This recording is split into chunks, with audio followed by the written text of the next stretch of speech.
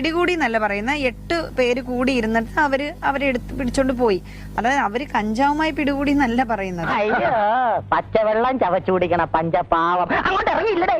അങ്ങനെ ഒരു വാർത്തയേ ഇല്ല, അങ്ങനെ ഒരു കേസുമില്ല. 24-നും മറ്റു മാധ്യമങ്ങൾക്കുമെതിരെ നിയമ നടപടി എന്ന പ്രതിഭയുടെ വിരട്ടാണ് കേട്ടത്. തോന്നി അതങ്ങനെ വരൂ, അതങ്ങനെ സംഭവിക്കൂ, ഈ ലോകത്തിന്റെ ഒരു പോക്കേ.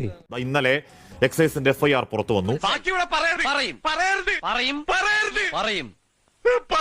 മകനടങ്ങുന്ന സംഘത്തിന്റെ പക്കൽ നിന്നും കഞ്ചാവ് കലർന്ന പുകയില മിശ്രിതവും യോഗാസനം ചെയ്യാതെ തന്നെ ഇവന്റെ ഗ്യാസ് പോയി.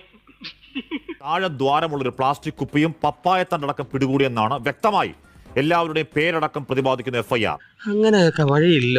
റിപ്പോർട്ടറെ വിവരം കെട്ടവനെന്നും വീട്ടിലിരിക്കുന്ന അമ്മയെയും സഹോദരിയെയും അടക്കം പറഞ്ഞ് വൃത്തികെട്ട രീതിയിൽ പിന്നെ അധിക്ഷേപമാണ് ഒരു MLA. ഈ ഫയൽ നോക്കി, ഇത് മുഴുവൻ ഇവരെ കുറിച്ചുള്ള പരാതികളാ. MLA എന്താണ് കരുതിയത്? MLAയുടെ മകനാണെങ്കിൽ ആ വാർത്ത നമ്മൾ കൊടുക്കില്ലെന്നോ, ആ വാർത്ത നമ്മൾ മുക്കുമെന്നോ, നമ്മളങ്ങ് പേടിക്കുമെന്നോ? പിന്നെ ചൂടാണ്ട് AC ഒന്നും ഇല്ല, അത്